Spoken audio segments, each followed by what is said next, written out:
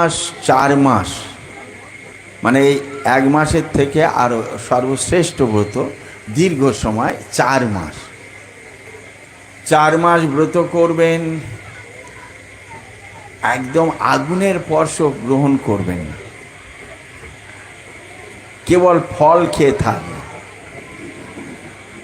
আমাদের বাংলার মধ্যে সেরকম খুব কম যায় না, থাকলে থাকতে পারে সেটা আলাদা, কিন্তু এটা বিশেষ করে গুজরাট, মহারাষ্ট্র, হরিয়ানা ওই সাইডের কিছু মানুষ ওই বৃন্দাবন পরিক্রমায় গেলেই ওরা কেউ কেউ আছে 4 মাস ফল খেয়ে আছে, কোনো আগুনের স্পর্শ ওরা গ্রহণ করে না।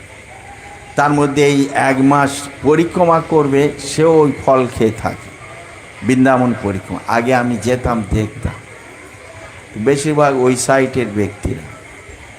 তো 4 মাস কেউ আগুনে স্পর্শ না গ্রহণ করে কেবল ফল আর দুগ্ধ, গাভীর দুধ ফোটাতে পারবে না, এমনি কাঁচা দুধ খেয়ে নেবেন, আর জল। আর ফল মানে উপরে হয় আর নিচে হয় মূল, যেমন শাকালু, বাদাম বা অন্য কিছু, কন্দমূল বলে, ভগবান রামচন্দ্র খেয়েছিলেন কন্দমূল। পাহাড়িয়া এলাকায় গেলে ওগুলো পাওয়া যায়, পাহাড়ে পাওয়া যায়। তো এই ফল, মূল, জল আর দুগ্ধ আগুনে স্পর্শ না করে যেগুলো খাওয়া যায় 4 মাস। যারা সেভাবে না পারে, অন্নগত প্রাণ, কলির জীবের, তারা কি করে 4 মাস হব্বুসি খায়, আতবন্ন, চাল, ডাল, আলু, পেঁপে, কলা একসঙ্গে, 1 পাক, হলুদ ছাড়া 1 পাকে রান্না করে ভগবানকে ভোগ লাগিয়ে খালি লবণ আর লঙ্কা ব্যবহার করতেন, আর ঘি ব্যবহার করে দিতেন। একবার নিতে হবে, যা খাবেন একবার পাতায় ঢেলে নেবেন ভোগ লাগানোর পরে, আর হাত দুটো পিছনে রেখে মুখ দিয়ে গোগ্রাসে খেতে হবে। মুখ দিয়ে যত খাওয়া যায়, হাত লাগাতে পারেন। এইরকম 4 মাস একবার করে। এখন এই নিয়ম যারা না পালন, এর থেকে আরও শিথিল করে দিয়ে হাত দিয়ে খেতে পারেন। হব্বুসি, মাড় ভাত 1 দিন 2 দিন 4 দিন খেলে আতর চাল, অনেকের অনেক রকম প্রবলেম, কোথায় কার গ্যাস হয়ে দম আটকে মারা যায়, তো সেজন্য মাড় ভাতের একটা ঠান্ডা লেগে যাবে। তো কেউ কী করেন না, আলাদা অন্ন করেন, আতবন্ন আর আলাদা সবজি, শিম, বটবটি, মটর ইত্যাদি ইত্যাদি সব, বেগুন, পটল, শাক, এসব 4 মাস ভোর তারা গ্রহণ করেন। এগুলো বাদ দিয়ে যে সবজিগুলো খাওয়া যায় একাদশীতে, ওই সবজিগুলো সবজি বানিয়ে আলাদা অন্ন, আলাদা সবজি করে এইভাবে 4 মাস, সেটা একটা পদ্ধতি। সেটা না পারলে প্রভুপাদ আমাদের ইস্কন প্রতিষ্ঠাতা আচার্য, উনি দিয়েছেন 4 মাসে 4টে জিনিস। প্রথম মাসে কি? প্রথম মাসে শাক, শ্রাবণে শাক, ভাদ্রে দধি, আর আশ্বিনে দুধ, কার্তিকে মাসকলাই, কার্তিক মাসে মাসকলাই। এই 4 মাসে 4টে জিনিস সোজা, আর অত কারো চিন্তা করতে হবে। সব থেকে মানে একদম সরল, এটাই উনি প্রথম পাশ্চাত্য দেশে প্রচারে গিয়ে এই নিয়মটা দিয়েছিলেন। ওটাই ইস্কন ভক্তরা ফলো করেন, কিন্তু তার অর্থ এই নয় যে আমরা চাতুর্মাসও করতে পারবো না বা নিয়ম সেবা করতে পারবো, এটা না। যারা পারবেন করতে পারেন, যারা পারবেন না এটা তো করতেই হয়। যেমন প্রভুপাদ বলছেন কম করে 16 মালা জপ সবার করতেই হবে, মঙ্গলা আরতি করতে হবে। মঙ্গলা আরতি না করলে তুমি ইস্কনের ভক্ত না। আমি তোমাকে ভক্ত বলে স্বীকার করি না। প্রভুপাদ মঙ্গলা আরতি যারা দীক্ষা নিয়েছি বা দীক্ষা নেব, মঙ্গলা আরতি করি না, কখনো কখনো করি, কখনো কখনো ঘুমাই। প্রতিদিন মায়াপুরে যদি সন্ন্যাসী হয়, মঙ্গলা আরতি না যায়, সিনিয়র ব্রহ্মচারী, তাহলে সকালের খাবার বন্ধ, গিয়ে দুপুরে খাবে একদম। আর ওল্ড ব্রহ্মচারী না হলে, নূতন ভক্ত মানে সবের দীক্ষা হয়েছে, ব্রাহ্মণ দীক্ষা হয়নি, আর সাদা কাপড়, তারা যদি মঙ্গলা আরতি না যায়, সে তো খাওয়া তো বন্ধ হবে, সকালের খাবার খেতে যেতে দেবে না। আর বাথরুম পরিষ্কার করতে হবে, 9টার পরে স্নানের আগে ভক্তদের বাথরুম সব পরিষ্কার টরিষ্কার করে স্নান টান করে দুপুরবেলা খেতে হবে। এই শাস্তি, মানে মায়াপুরের নিয়ম বলছে। আর আছে দিল্লি বম্বেও ওই একই নিয়ম, মায়াপুরের যে নিয়ম। তো আর অন্যান্য মন্দিরে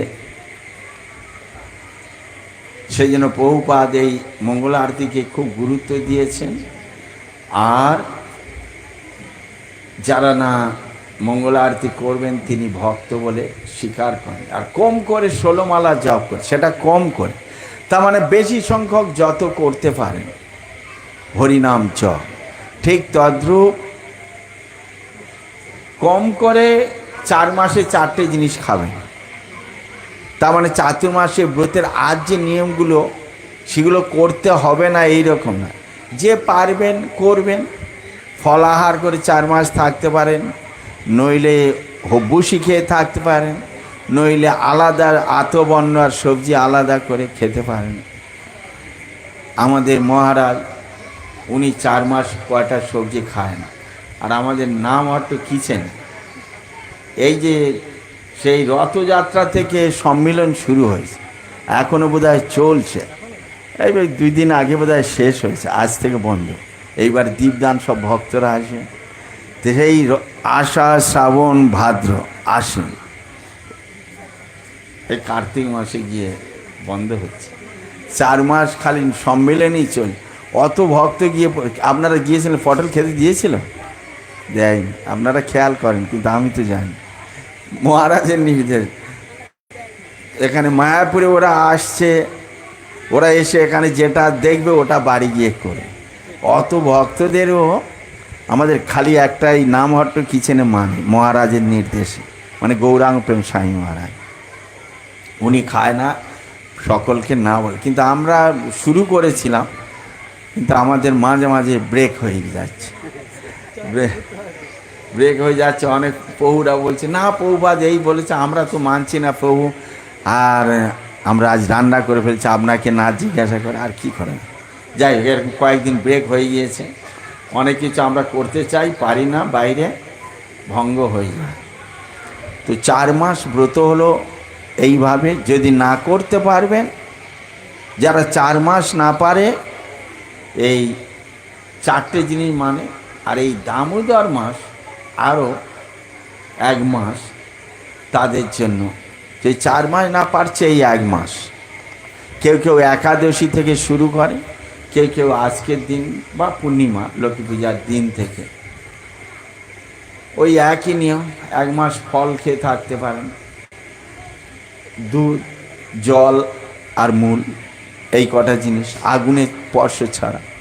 যদি না পারেন তো আগুনের স্পর্শ, হব্বুসি অন্ন, আর হব্বুসি না পারলে ওই আলাদা সবজি আলাদা, অন্ন আলাদা, মার গেলে। এখন এই 1 মাস যারা না পারবেন, লাস্টে একটা সুযোগ আছে। 1 মাস পারার কোনো অসুবিধা, কাল থেকে শুরু করবেন, সকলে করতে পারেন। ঘরে চালও বেঁচে যাবে, তেলও বেঁচে যাবে, লঙ্কা হলুদ বেঁচে যাবে। আর এই মনে করবেন না যে আপনি হব্বুসি খাবেন রোগা হয়ে যাবেন, দুর্বল হয়ে যাবেন, না না, এটা গ্যারেন্টি, এটা আমি গ্যারেন্টি দেবো, মোটা হয়ে যাবেন। আপনারা জানেন না মার অন্নের কি তাগত। যে কজন মার অন্ন খায় 10 দিন পরে সে মোটা হতে থাকে। কী ব্যাপার প্রভু, কয়বার না প্রভু, একবার খাচ্ছি। একবার খাচ্ছেন, মোটা হয়ে গেলেন কীভাবে? একবার করে খাচ্ছেন, রোগা হয়ে যাবে। সেটাই তো, ঘি খাচ্ছেন বেশি। না প্রভু, ঘি কেনার পয়সা কোথায়? ও তাহলে কী জন্য না, ওই মার অন্ন। ভীম খেত মার, সব মার ফেলে দিত মাতা কুন্তি। ভীমের ক্ষুধা বেশি, আর ভিক্ষায় যা পেত 5-6 ভাগ বা 7 ভাগ করতেন। ওতে ওনার পেট ভরতো না, ও মার কানে কানে গিয়ে বলছে, মা আমি এই পাত্রটা মালসাটা এখানে রেখে যাচ্ছি, মাটা ফেলবে না, মালসায় রেখে দেবে, আর একটু লবণ দিয়ে আগে ওই মালসার মারটা ও খেত, তারপরে যা ভাতটা যা ভাগে পাচ্ছে সেটা খা, নইলে ওটা খেয়ে কোথাও আবার ভাগ হতো। আর ওর গায়ে কত শক্তি ছিল জানেন? 10,000 হাতির যে বল তাগত, একটা হাতির যা তাগত সে তো আমরা কেউ গ্রামের লোক সবাই তো পারবো না, হাতির কাজ পারবো? 10,000 হাতির বল ওই ভীমের গায়ে ছিল। অবশ্য সেটার একটা কারণ ছিল, ছোটবেলার একটা কারণ, একটা বাসুকি নাগনাকার আশীর্বাদ কি একটা ওকে দান করেছে, সেই থেকে ওর শক্তিটা প্রাপ্ত হয়েছিল। যাই হোক, তো মার ভাত খেলে এটা গ্যারেন্টি আপনি রোগা হয়ে যাবেন না, দুর্বলও হবেন না। একবার করে খাবেন বলে যে দুর্বল হয়ে যাবেন, পরীক্ষা করে দেখতে পারবেন শরীরে তাগত যা থাকে সেটাই থাকবে, বৃদ্ধি পাবে মার ভাতের এরকম বল, আর আপনি রোগা হবেন না, মোটা হয়ে যাবেন, এটা গ্যারেন্টি। হব্বুসি খান, খেলে মোটাই হয়ে যাবে। যারা 1 মাস পারবেন না, লাস্টে তাদের জন্য একটা সুযোগ আছে, একাদশী থেকে আর রাস পূর্ণিমার দিন একদম সম্পূর্ণ উপবাস, 5 দিন উপবাস। একাদশীর দিনের আগের দিন দশমীর দিনে দুপুরে ভোজন করবেন, আর 5 দিন ভোর জল পর্যন্ত খাবেন না। যদি জল পিপাসা পায়, প্রথম দিন গোরচনা খেতে পারে যত খুশি, দ্বিতীয় দিন গোবর খেতে পারে খিদা লাগবে, তৃতীয় দিন দুধ খেতে পারে যত খুশি, আর বেশি খেলে পাতলা পায়খানা হয়ে যাবে। আর চতুর্থ দিনে গিয়ে দধি, তৃতীয় দিনে দুগ্ধ, তারপরের দিন দই, আর তারপরের দিন পঞ্চম দিনে পূর্ণিমার দিনে যত খুশি ঘি খেতে পারে। এই 5 দিনে 5টা জিনিস খিদা লাগলে খেতে পারে।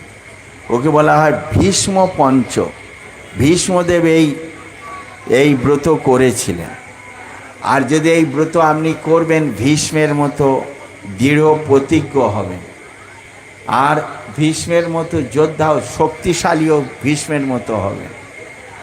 আর ভীষ্ম সত্য বাক, কখনো তিনি মিথ্যা কথা বলতেন না। তো সেই স্বভাবগুলো, ভীষ্মের স্বভাবগুলো প্রাপ্ত হতে পারবেন যারা যারা ভীষ্ম পঞ্চক করবে। এখন এই কঠোর নিয়মে যারা ভীষ্ম পঞ্চক করতে পারবেন না, ওই চাতুর্মাস্য বা এই নিয়ম সেবা মাসের মতো, তাদের জন্যও এই কিছু সাবসিডি দিয়েছেন ব্রতে। তারা 5 দিন গুরুদেব করেন, গুরুদেবের সঙ্গে অনেক ভক্তরা যান, ওরকম আগুনের স্পর্শ না খেয়ে ফল খেয়ে থাকতে পারেন। যারা শুধু ফল খেয়ে থাকতে পারেন না, তাদের ওই সিদ্ধ কিছু লবণ আর লঙ্কা দিয়ে সিদ্ধ, সবজি বানিয়ে নয়, শুধু সিদ্ধ করে, মিষ্টি আলু, লাল আলু, সাদা 2 রকমের মিষ্টি আলু পাওয়া যায়, কলা, পেঁপে সিদ্ধ করে অল্প একটু লবণ, বিট লবণ আর কাঁচা লঙ্কা ওর সঙ্গে ব্যবহার করতে পারেন। 5 দিন এইভাবে, 5 দিনের দিন রাস পূর্ণিমার দিনে ও উপবাস থাকতে হবে। সন্ধ্যায় সব কিছু রন্ধন আদি করে ভগবানকে আরতির পরে ভোগ দেওয়ার পরে ভগবানকে স্বয়ং দিয়ে, তখন চাঁদ তো অনেকটা উপরে উঠে যাবে, তারপরে সব কিছু ভোজন করতে পারবেন। ওই দিন সব কিছু রান্না করে ভগবানকে ভোগ লাগাবেন, তারপরে ব্রত ভঙ্গ করবেন। যারা চাতুর্মাস্য ব্রত, তারাও ওই সময় ভঙ্গ করবেন মধ্যাহ্নে, আর যারা ভীষ্ম পঞ্চক করবেন ওনারা রাত্রে। যারা 1 মাস, তারাও ওই দিন ভঙ্গ করবেন। যারা ভীষ্ম পঞ্চক করবে তারাও ওই দিন ভঙ্গ করবে। কেবল চাতুর্মাস্য আর 1 মাস দুপুরে ভঙ্গ করবেন ব্রত। আর ভীষ্ম পঞ্চক যারা, ওনারা রাতে চাঁদ দেখে, যদি পারেন সবাই রাতে চাঁদ দেখেই ব্রত ভঙ্গ করে। চাঁদ দেখাটা সবার মধ্যে আছে, তাই না? মুসলমান ভাইরা তারা কি একটা ব্রত করে, বলে চাঁদ দেখে খায় প্রতিদিন। প্রতিদিন নাকি সে রোজা? ভালো। চন্দ্র আর সূর্য ভগবানের দুটি চোখ, আমরা দুজনকেই মানি, স্বীকার করি। চাঁদের থেকে সূর্য আরও পাওয়ারফুল। সূর্যের আলোয় বৈজ্ঞানিকরা স্বীকার করছেন চন্দ্র আলোকিত। চন্দ্রের আলো স্নিগ্ধ, শীতল, আনন্দদায়ক। কয়েকটা পূর্ণিমা আছে, তার মধ্যে আজ যে পূর্ণিমা, কোজাগরী পূর্ণিমা, রাস পূর্ণিমা, এই সকল পূর্ণিমাগুলি খুব আনন্দদায়ক।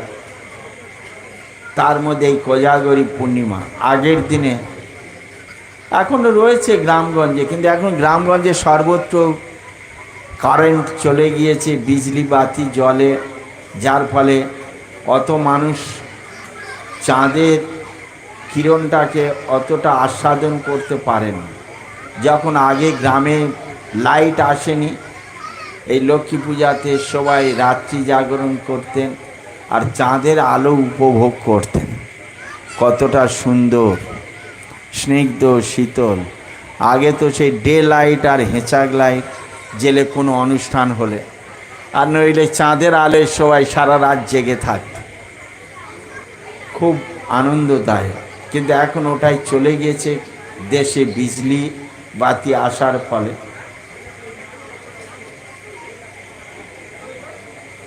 তবে বৈদিক রীতি অনুসারে দীপদান তো আর বন্ধ হচ্ছে না। দীপদান উৎসব আরও বৃদ্ধি পাচ্ছে। নামহট্ট প্রচারের মাধ্যমে শিল গুরুদেব জয়পাতাকা স্বামী তিনি যেভাবে বিশ্ব মন্ত্রী রূপে নামহট্ট প্রচার ছড়িয়ে দিচ্ছেন, আর সর্বত্র এই দীপদান সর্বত্র খুব ধুমধামের সঙ্গে তিনি যেখানে যান, পাশ্চাত্য দেশগুলিতেও এটি খুব ধুমধামের সঙ্গে। দীপদান খুব একটা খরচার ব্যাপার নয়। আমরা তো এমনি সনাতনীরা প্রতিদিন সন্ধ্যায় ভগবানের সামনে দীপ জ্বালাই, ওই রকম দীপ জ্বালিয়ে দেবেন। ওটা একটু এমনি জ্বালান, কেউ কেউ একটু যারা জানেন ভগবানের চরণ, বক্ষস্থল, মুখমণ্ডল সর্বাঙ্গে ঘুরিয়ে ওখানে রাখবেন। রেখে আমাদের কাছে একটা কাগজ আছে, নিয়ে যাবেন সবাই একটা করে, দরকার হলে জেরক্স করে নেবেন। ওই কাগজের এক সাইডে আছে দামোদর অষ্টকম, 8টা শ্লোক সত্যব্রত মুনি তিনি রচনা করেছেন। নমামি স্বরম সচিদানন্দ রূপ, সেই 8টা শ্লোক আবৃত্তি করবেন প্রতিদিন 1 মাস। দামোদর ব্রত, দীপদান, অল্প একটু তুলা আর একটু হয়তো ঘিয়ের প্রদীপ বা বাদাম তেলের বা তিল, এইসব সরিষার তেল বাদ দিয়ে, সরিষার তেল বাদ দিয়ে হলে ভালো। ঘিয়ের প্রদীপ সব থেকে ভালো। অল্প একটু 2 মিনিট 5 মিনিটও কোনো কোনো দ্বীপ আমরা ভগবানের সামনে প্রকাশ জ্বালাই, পরের দ্বীপটা অন্ধকার হয়ে যায়। কিন্তু ভগবান এত খুশি হন, ভগবান বলছেন কেউ যদি আমার জন্য 1 পা এগিয়ে আসেন, আমি তার জন্য শত সহস্র পা এগিয়ে গিয়ে তাকে আমি সহায়তা করি। উদাহরণস্বরূপ শিল প্রভুপাদ বলছেন, আমাদের বাড়ির শিশুরা যখন প্রথম হাঁটতে শেখে, মা বাবা, দাদা দিদা বা শিশুর ভাই বোনেরা কি করে, শিশুটাকে একটু দূরে দাঁড় করিয়ে দেয়, আর ও খুব আনন্দে হাসতে থাকে। আর তার থেকে অনেকটা সামনে এসে আমরা হাততালি দিই, তাকে ডাকি, এসো এসো এসো আমার কাছে এসো, আমরা কোল দেখাই। আর শিশুটা আমাদের কাছে আসার জন্য আস্তে আস্তে আস্তে আস্তে এক পা দু পা ফেলতে ফেলতে কখনো দেখা যায় পা ফেলতে পারছে না, হুমড়ি খেয়ে পড়ে যাচ্ছে।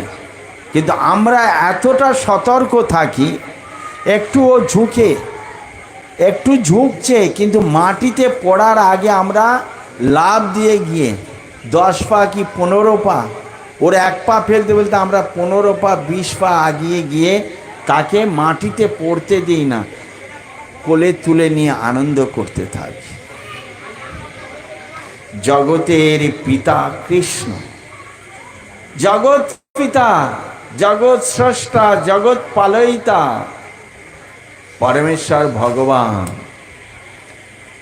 সুহৃদম সর্বভূতানাং, যিনি আমাদের সকলের সহিত, তিনি বলছেন ঠিক তদ্রূপ ওই শিশুটার মতো আমরা যদি ভগবানের দিকে একটু অগ্রসর হই, অনেক কঠিন বলে মনে করি, অনেক সময় হয়তো ব্রেক ফেল হতে পারে, কিছু আমার ভুল ত্রুটি হতে পারে, ভগবান সেগুলি গ্রহণ করেন না। ভাবগ্রাহী জনার্দন, তিনি আমাদের মনের ভাবটাই গ্রহণ করেন। ভগবদ গীতায় ভগবান বলছেন ত্রায়তে মহত ভয়া, অল্প মাত্রায় কিঞ্চিত কেউ যদি ভগবানের সেবায় যুক্ত হয় তাহলে মহা মহা ভয় থেকে বা বিপদ থেকে ভগবান তাকে রক্ষা করেন। শিল ভক্তিচারী স্বামী গুরুদেব তিনি বলছেন যে হয়তো তার মৃত্যু যোগ ছিল, সেই দিন গলা কেটে তার মৃত্যু হবে, কি সে হয়তো কোনো ভাগবতী অনুষ্ঠানে এসছেন, আর হয় আসতে আসতে বা যাওয়ার সময় কোথাও ঠোকর লেগেছে, পায়ের নখের এক সাইডে একটু কেটে গিয়েছে, গিয়ে অল্প রক্ত বাইর হয়েছে, তো তার সেই যে অবঘাত মৃত্যু ছিল, গলা কেটে মৃত্যু, একটু পায়ের চামড়া কেটে রক্ত বাইর হয়ে ওই বিপদটাই তার থেকে রেহাই হয়ে গেছে। এই রকম উদাহরণস্বরূপ বলছে ত্রায়তে মহত ভয়াত, তাকে মহা মহা ভয় থেকে আমি রক্ষা করি। কে বলছেন? ভগবান কৃষ্ণ অর্জুনকে বলছে, তুমি দীপ্ত কণ্ঠে ঘোষণা করো নমে ভক্ত প্রণশ্যতি। তাই সারা পৃথিবীতে আমরা দেখছি ভগবান কৃষ্ণের ভক্তদের উপরে অনেক রকম জুলুম আসছে, কিন্তু তাদেরকে কেউ রুখতে পারছে না। যেখানে যত জুলুম আসছে সেইখান থেকে আরও তত তাদের সহযোগিতার হাত জনগণ বাড়িয়ে দিচ্ছেন, মানে পরোক্ষভাবে ভগবান বাড়াচ্ছেন। কেন না ভগবান সবার হৃদয়ে বিরাজমান, আত্মা আর পরমাত্মা রূপে প্রতিটা জীবের হৃদয়ে ভগবান বিরাজ করছেন। সুহৃদম সর্বভূতানাং, তিনি সমস্ত জীবের হৃদয়ে আত্মা পরমাত্মা রূপে সকলের শুভ চিন্তা মঙ্গল কামনা করে থাকেন। তাই ভগবানের সামনে যদি আমরা এই দীপ জ্বালাই, একটা ইঁদুর একটা বাড়িতে প্রতিদিন দীপ জ্বালাতেন, আর একটা ইঁদুর, নেংটি ইঁদুরের, ছোট্ট ইঁদুরের বাচ্চা, খুব ক্ষুধার্ত ছিল, সে একটা দীপ নিভে যাওয়ার মতো অবস্থা, পিছনে সাদা তুলোটাতে ঘি লাগানো ছিল, সেন্ট বাইর হচ্ছিল, সে খাবার জিনিস মনে করে কামড় দিয়েছে, কামড় দিতে তার ইঁদুরের দাঁতে জড়িয়ে গিয়েছে, আর তুলা হালকা, ওটা ছাড়াতে পারছে না, আর দীপটা নিভে গিয়েছিল, যেই একটু ইঁদুরের দাঁতে জড়িয়ে গেছে, মুখটা উঁচু করেছে, ও তখন দাউ দাউ করে, তাই হয় না? অনেক সময় দ্বীপ নিভে যায়, আমরা একটু সলতেটাকে আগিয়ে দিই, দাউ দাউ করে জ্বলে। তো যখন দ্বীপ থেকে শিখাটা উপরে উঠেছে, ইঁদুরের মুখে লেগেছে, দাউ দাউ করে জ্বলে উঠছে, আর ইঁদুর ভয় পেয়ে গিয়েছে, তাপ লাগছে মুখে, মুখ পুড়ে, ওটাকে ছাড়া যায়, তুলা তো হালকা, ও ছাড়ে নাকি? ছাড়ছে না। আর ও ছটফট করছে, মুখে আগুন, তখন আর নিচের আগুন আর ভয় পাচ্ছে না, এখান থেকে লাফ দিয়ে ওখানে ওখানে এই করতে করতে বেচারি ভগবানের সামনে তার মৃত্যুই হয়ে গিয়েছে। ওই দ্বীপের চাকের মধ্যে পড়ে গিয়েছে। কিন্তু ও কি করছিল? ওটাকে ছাড়ানোর জন্য ভগবানের সামনে খালি ঘুরাচ্ছিল। ওই যে মাথা ঘুরাচ্ছিল ভগবানের সামনে, তাতেই ভগবান ওর প্রতি খুশি হয়ে গেছে। এবং তার দেহ যখন ত্যাগ করেছেন, আত্মা দেহ থেকে বাইর হয়েছে, সেই আত্মার জ্যোতিটি, সেটি একটা দিব্য রথ এসছেন ভগবানের মন্দিরের সামনে। আর সে একটা দিব্য দেবতার শরীর ধারণ করে গিয়ে রথে বসছেন। সেই রথটা নিয়ে ভগবান তার ধাম, গোলক নাম নেই নিজ ধাম নেই, তার ধামে নিয়ে পৌঁছে দিয়েছে। যেহেতু এই দামোদর মাসে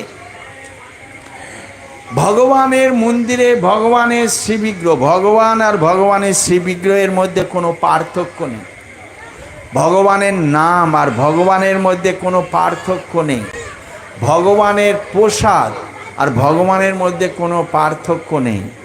আর ভগবানের ভক্ত ব্রাহ্মণ আর বৈষ্ণব বেদে আছে।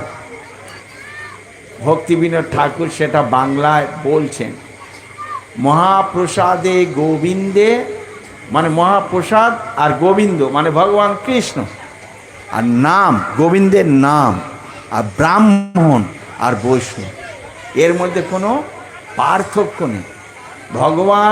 ভগবানের নাম, ভগবানের শ্রীবিগ্রহ, আর ব্রাহ্মণ আর বৈষ্ণব। আর এদের সঙ্গ, এদের কৃপা অল্প সঞ্চিত পুণ্যে কখনো হয় না। জন্ম জন্মান্তরে অসীম সুকৃতি বা সুফল, কর্মফল সঞ্চিত থাকলে তবে এই কয়জনকার সঙ্গ হয়। ভগবানের মন্দিরে আসা যায়, ভগবানের সামনে প্রণাম করা যায়। গত পরশু দিন একাদশী ছিল, একাদশী মাহাত্ম্যে আমরা পড়লাম যে ওটা পাশংকুশা একাদশী, পরশু দিন যেটা গিয়েছে। কেউ হয়তো জানে না কবে একাদশী, কিন্তু ওই একাদশী তিথিতে সে এসে যদি বিষ্ণু মন্দিরে বিষ্ণুর সামনে প্রণাম, হাত জোড় করে প্রণাম নিবেদন করছে, তো তার কি হচ্ছে, যম যাতনা থেকে সে মুক্তি লাভ করে। ভগবান এইরকম দয়ালু কৃপালু, তাকে আর জমালয়ে পাঠাবে না। পরশুদিন যে একাদশী ছিল, ওই একাদশীতে কেউ যদি ভুল করে ভগবানের মন্দিরে এসে হাত জোড় করে প্রণাম করেছেন, তো ভগবান তার প্রতি এত খুশি হয়ে গিয়েছেন যে আমার শ্রীবিগ্রহকে কেউ যদি এই একাদশী, পাশাঙ্কুশা একাদশীতে এসে প্রণাম নিবেদন করেন, তো তাকে জমালয়ে আর যেতে হবে না। ঠিক তদ্রূপ এই ইঁদুরটি, ও দামোদর ব্রত পালন করছিল না, বা জেনে শুনে এসে ওই দ্বীপটা নিয়ে ঘুরায়নি। ওর খিদার তাড়নায়, ক্ষুধা লেগেছে, খাবার বস্তু মনে করে কামড় দিয়েছে, তুলা দাঁতে জড়িয়ে গিয়েছে, আগুন জ্বলছিল দাউ দাউ করে, সেটা ছাড়ানোর চেষ্টা করেছে, কয়েকবার ঘুরিয়েছে। তাতেই তার সামনে, ভগবানের সামনে, ভগবান এত খুশি হয়ে গিয়েছে, ওই জন্মে ওই মুহূর্তে তার জন্য গোলক বৃন্দাবন থেকে রথ আনয়ন করছেন বিষ্ণু দূত, তার জন্য এসছে। আর সেই রথে করে সেই ইঁদুরের আত্মা, সে একটা দেবতার শরীর ধারণ করে ভগবানের ধামে ফিরে গেছে। আর আমরা যদি জেনে শুনি, এই এক মাস ভগবান বিষ্ণু, লক্ষ্মীনারায়ণ, লক্ষ্মী নরসিংহ, রাধা কৃষ্ণ, বরাহ, নৃসিংহ, বামন, ভগবানের অসংখ্য অবতার, বিষ্ণু তত্ত্বে কোনো অবতারকে আমরা যদি এই দ্বীপ দান করি জেনে শুনে, আবার সেখানে বসে দামোদর অষ্টকম যদি পাঠ করি, তাহলে ভগবান আমাদের প্রতি সন্তুষ্ট হবে না? অবশ্যই হবে। বিশ্বাসে মিলায় বস্তু, তর্কে বহুদূর। সেই বিশ্বাস রাখতে হবে।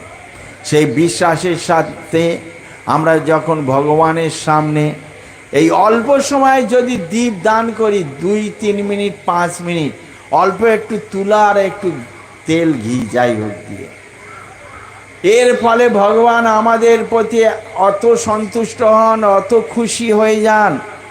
আমার জন্ম জন্মান্তরে হৃদয়ের যে অন্ধকার, অজ্ঞান রূপ অন্ধকার আমাকে আষ্টে পৃষ্ঠে বেঁধে রেখেছে, আমাকে আলোর পথে যেতে দিচ্ছে না, সেই অন্ধকার থেকে ভগবান আমাকে আলোর পথে নিয়ে যান। কিভাবে না, আমরা এই জড় বস্তু তুলার ঘি দিয়ে ভগবানের সামনে দীপ জ্বালাচ্ছি। ভগবান আমাদের হৃদয়ে দিব্য জ্ঞান রূপ প্রদীপ প্রজ্বলন করে দেন। যে জ্ঞান রূপ প্রদীপ আমাদের হৃদয়ে প্রজ্বলিত হওয়ার ফলে আমরা জন্ম জন্মান্তরে অজ্ঞান রূপ অন্ধকার দূরীভূত করে জ্ঞান রূপ দীপের দ্বারা আমরা ভগবানের কাছে ফিরে যেতে পারি। এই ভগবান বিষ্ণুর মন্দিরে যারা 1 মাস এসে এই দামোদর মাসে দীপ জ্বালাবেন, তার আর পুনরপি জননম পুনরপি মরণম পুনরপি জননী জঠরে শয়নম, এই জন্ম মৃত্যুর চক্রে তাকে আর ঘুরতে হবে। কেউ যদি এই মাসে দামোদর মাসে বৃন্দাবনে গিয়ে দীপ জ্বালান, 84 কোষ পরিক্রমা করেন, 84 কোষ পরিক্রমার মাহাত্ম্যে বলা হচ্ছে সেই জীবের আর 84 লাখ প্রকারের যে জীব দেহ, যে জীব দেহে আমরা ভ্রমণ করছি, জলজা নবলক্ষানি স্থাবর লক্ষ বিংশতি কৃময়া রুদ্র সংখ্যক পক্ষিণাং 10 লক্ষণম ত্রিলক্ষানি পাশব চতুর্লক্ষানি মানুষ। এই 84 লাখ প্রকার জীব দেহে আর আমাদের ভ্রমণ করতে হবে না যদি কেউ 84 কোষ বৃন্দাবন পরিক্রমা করেন। কারা কারা গিয়েছেন বৃন্দাবন পরিক্রমা করেছেন? হাত তুলুন। হ্যাঁ, আরো অনেক মানুষ যান। জীবনে একবার তো করা উচিত। যার পয়সা আছে ইস্কনে যাবেন, ভালো আরামে থাকবেন। বেশি পয়সা দিলে গরম জল, গরম ঘরও পাবেন, সব রকম ব্যবস্থা আছে। আর যার বেশি টাকা নেই, কম টাকা আছে, নর্মালভাবে থাকবেন। আর যারা একদম টাকা দিতে পারবেন না, বৃন্দাবনে রমেশ বাবা আছে, যেখানেও করলেই হলো 84 কোষ পরিক্রমা যেভাবে হোক। তবে চেষ্টা করা উচিত নিজের ক্ষমতা অনুসারে, ক্ষমতা অনুসারে যেখানেই করুন, ইস্কনে করুন, রমেশ বাবাতে করুন, গৌড়ীয় মাঠে গিয়ে করুন, নিজের ক্ষমতা অনুসারে কিছু দান দক্ষিণা করে আসা, একদম সম্পূর্ণ অন্যের ঘাড়ে না চাপিয়ে যতটা নিজের ব্যয়ভার নিজে যতটা বহন করবেন ততটাই ভালো, নইলে ঋণী হয়ে থাকতে হবে। ওগুলো তো কেউ না কেউ দিচ্ছে, মেকআপ তো হয়ে যাচ্ছে, সেটা ঠিক আছে, কিন্তু আমাদের উচিত আমরা যাচ্ছি আমার ক্ষমতা অনুসারে স্বনির্ভরশীল পরিক্রমা করা, যার যতটা ক্ষমতা আছে। কিন্তু যে পাচ্ছে না সেই জন্য কেউ না কেউ অন্য ভক্ত সহায়তা করছে। তো যারা 1 মাস ইস্কনে হয়, 1 মাস রমেশ বাবা বা আর একটা এই বছর আমি শুনলাম, ওনার নাম কি জানি না, ভুলে গিয়েছি ওনার নাম আরেকটা রাম কথা বলে, ওনাদের আবার শেষ হয়ে গিয়েছে, পরিক্রমা শেষ হয়ে গিয়েছে এই একাদশীর দিনে। তার আগে 1 মাস আগে থেকে তারা শুরু করেছে, গেল একাদশী পরশুদিন তারা শেষ করেছে। ওরাও 1 মাস 84 কোষ পরিক্রমা করেছে। আর রমেশ বাবার এই একাদশী থেকে শুরু হয়েছে, আমাদের ইস্কনে আজকের গিয়ে সব পৌঁছাবে, কালকে সকালে পঞ্চকুশি, তারপরের দিন যাবে 84 কোষে। বা কেউ আজকের হয়তো পঞ্চকুশি করে নিয়েছে, কালকের হয়তো সকাল থেকে হাঁটা শুরু করবে, এরকম কিছু। যারা 1 মাস করতে পারবেন না তারা পুরী ধাম আছে, 1 সপ্তাহ না, একই ফল, কাছাকাছি আছে, সময় অল্প, 1 সপ্তাহ লাগবে, 1 মাস লাগবে। যারা সেটা পারবেন না তার থেকে আরও কাছে পুরী যা গাড়ি ভাড়া লাগবে, এখানে মায়াপুরে 4 বার যাতায়াত হয়ে যাবে, 100 টাকা হলেই তো মায়াপুরে পৌঁছে যাবে। হ্যাঁ, আর 9 দিন পরিক্রমা হয় ফাল্গুন মাসে। এবছর মার্চ মাসের 2 তারিখ থেকে 1 তারিখে যেতে হবে, ইংরাজি মার্চের 1 তারিখে যেতে হবে, 2 তারিখ থেকে হাঁটা শুরু হবে। সকলকে এখন থেকে আমন্ত্রণ, যারা বৃন্দাবন যেতে পারছেন না, পুরী যেতে পারছেন না, মায়াপুর কলিযুগের শ্রেষ্ঠ তীর্থ, কলিযুগ অবতারী ভগবান শ্রী চৈতন্য মহাপ্রভু স্বপার্শ্বদ স্বীয় ধাম সহ অবতরী।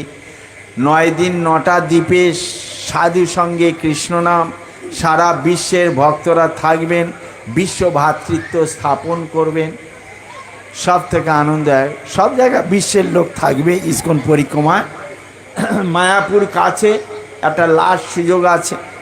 যারা এই সকল পরিক্রমায় যখন যাবেন, যারা যেতে পারছেন না, আজ তো আমরা পরিক্রমা শুরু করে দিলাম এখানে এদের বাড়ি এসে। প্রতিদিন আজ থেকে প্রতিদিন সকালে মঙ্গল আরতি করার পরে নগর পরিক্রমায় বাইরে হবে, যে যার পাড়াতে। নরোত্তম দাস ঠাকুর বলছেন, যেখানে হয় নাম সংকীর্তন সেই তো বৃন্দাবন। জয় বৃন্দাবন ধাম কি। যেদিন গৃহে, ভক্তিবিনোদ ঠাকুর বলছেন, যেদিন গৃহে ভজন দেখি গৃহেতে গোলক ভার। যেই গৃহে যেদিন নাম সংকীর্তন ভাগবত কথা হয় সেই স্থান গোলক বৃন্দাবন। এই বৃন্দাবন নয়, গোলক বৃন্দাবনে পরিণত হয়। নিতাই গৌর প্রেমানন্দে। তো আজ সকাল থেকে আমাদের বাবু সোনা তার সপরিবার বর্গ উৎসাহে উদ্দীপনায় তার বাবু সোনার তারা চাইছে আজ থেকে ভগবানকে নিবেদন করে। ভগবদ গীতায় ভগবান বলছেন, আমাকে না দিয়ে খায় চোর সেই হয়। কেন চোর হব না? সব কিছু ভগবানের সম্পদ।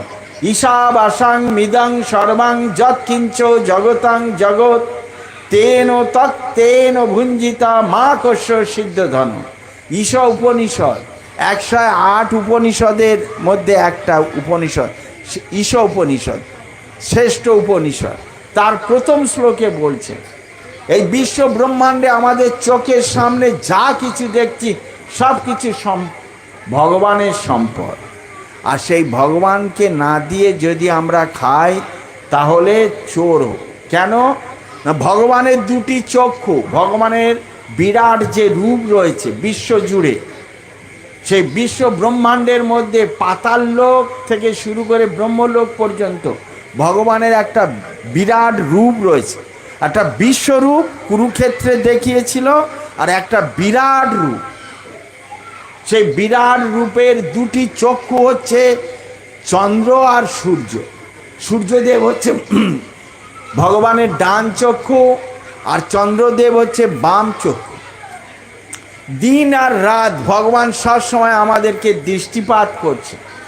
দিনের চক্ষে দৃষ্টিপাত করার ফলে পৃথিবীর 3 ভাগ লবণ জল আর 1 ভাগ স্থল, সব কাছেড়া জল, নোংরা, গন্ধ, দুর্গন্ধ। পুকুরে মাছ চাষ করে করে গরু, ছাগল, ভেড়া, কুত্তার নাড়ি ভুঁড়ি, পাকনা টাকনা সব দিতে দিতে, মাছের খাবার দিতে দিতে ওই জলেও হাত দেওয়া যায় না। কি? পৃথিবীর 3 ভাগ জল, 1 ভাগ স্থল। স্থলেও যেটুকু পুকুর খাল মিঠা জল আছে সেও আমাদের মলমূত্র ত্যাগ হচ্ছে খালে। আর পুকুরগুলোতে মুরগির পোলট্রি, হাঁসের পোলট্রি, তার সঙ্গে ছাগল, গরু, ভেড়া যা মারছি তার নাড়ি ভুঁড়ি পাকনা গ্যান্ডিং করে মাছের খাবার রূপে দিচ্ছি, সেখানেও জল স্পর্শ করা যায়। আগের দিনের মানুষ তো নদীর জল, পুকুরের জল পান করত। এখন দূষিত হতে হতে নদী নালা সব তো দূষিত, মাটির নিচের জলও দূষিত। এখন 1000 ফুটের নিচের জল 1000 ফুট পর্যন্ত ওই দূষিত গিয়ে মাটির মধ্যে প্রবেশ করেছে। আরও যত দিন যাবে আরও নিচে প্রবেশ করবেন। চিন্তা করুন কি করবেন? পৃথিবীটাকে দূষিত করবেন না স্বচ্ছ নির্মল করবেন? ভগবান কত একার কাজ করবে, সব কিছু শোষণ করছে। ভগবানের ডান চোখ সূর্য দেবতা 3 ভাগ লবণ জল সেখান থেকে শোষণ করছে, 1 ভাগ স্থলের যত কাঁচড়া নর্দমা মলমূত্র রৌদ্রের দ্বারা শুকিয়ে বাষ্প করে নির্মল করে আকাশে মেঘ রূপে স্টোরিং করে রাখছে। বর্ষার ঋতুতে রিফাইন বিশুদ্ধ ওয়াটার রূপে আমাদের দান করছে। সেই জল আমরা পান করছি, স্নান করছি, আর মাঠে ফসল ফলাচ্ছি। আকাশের বৃষ্টি না হলে মাঠে ফসল হবে? মাঠে ফসল হবে না। ভগবদ গীতায় ভগবান বলছেন অন্নাদ ভবতি ভূতানি, সবাই একবার বলুন, অন্নাদ ভবতি ভূতানি। জোরে বলুন, আমার পরে পরে আমি ছেড়ে দিচ্ছি, তারপর পরে আমি বলছি শ্লোকটার অনুবাদ। অন্নাদ ভবতি ভূতানি পর্যাত অন্ন সম্ভবা যজ্ঞাদ ভবতি পর্জন্য যজ্ঞ কর্ম সমুদ্ভব। অন্নাদ, অন্নাদ মানে বুঝছেন অন্ন, অন্ন চাল ডাল গম সরিষা শাক সবজি সব কিছু খেয়ে আমরা জীবেরা জীবন ধারণ করছি। আর এই অন্ন উৎপাদনের মূল কারণ কি? সার ঔষধ না ট্রাক্টর? এ তো আছে, এসব করা হলো, মাঠে বীজ বপন হলো, আকাশে বৃষ্টি না হলে অঙ্কুর হবে? সার ঔষধ দেওয়া থাকলে ওখানে বীজ নষ্ট হয়ে যায় সার ঔষধের তেজে। আকাশে যদি বৃষ্টি হয় তাহলে বীজে অঙ্কুরিত হয়ে বৃক্ষে পরিণত হবে, তবে যেই বৃক্ষ সেই ফল দান করবে, আর তা খেয়ে আমরা জীবন ধারণ করব। আর সেই বৃক্ষ বেঁচে থাকবে। সূর্যের তাপ না হলে কোনো বৃক্ষ বাঁচবে? আমরা মানুষ গরুও বাঁচব না। দেখবেন বড় গাছের নিচে সূর্যের তাপ পড়ে না, সেখানকার ধান গাছগুলো হয় না, অন্য ছোট ছোট গাছ হয় না, ঘাস জন্মায় না। সূর্যের তাপটাই হচ্ছে মেন। মানুষ গরু ছাগল ভেড়াও কেউ বাঁচব না, রোগাগ্রস্ত হয়ে মারা যাব সূর্যের তাপ না পেলে। কখনো কখনো তাপটা অসহ্য হয়ে যায়, গরম লাগে, সেটা আলাদা, কিন্তু তাপ লাগবে কম বেশি আমাদের বাঁচতে হলে। প্রতিটা জীবে সেই তাপকে দিচ্ছেন, সূর্যদেব দিচ্ছেন। জল শোষণ করে স্টোরিং করে আবার জল বর্ষা ঋতুতে দিচ্ছে বলে মাঠে ঘাটে শ্যালোতে অগভীরে জল পাচ্ছি, তাই মাঠে চাষ হচ্ছে, বর্ষায় খরায়। ভগবানের দান। আমরা অনেকে ভগবানকে স্বীকার করি না, আমরা বলি কি প্রকৃতির দান। প্রকৃতি নিজে কিছু দান করতে পারে না, পুরুষের সাহায্য ছাড়া প্রকৃতি কখনো কিছু দান করতে পারে না। জড়া প্রকৃতি কে? ভগবদ গীতায় ভগবান বলছেন মায়া ধক্ষেন ও প্রকৃতি সুয়তে সচরাচর। এই জড়া প্রকৃতি হচ্ছে আমার বৈরঙ্গা শক্তি মায়া। আমি এই জড়া প্রকৃতির প্রতি দৃষ্টিপাত করি। দৃষ্টিপাত মানে সূর্যের তাপ প্রদান করছে, তাকাচ্ছে, দৃষ্টি দিচ্ছেন বলে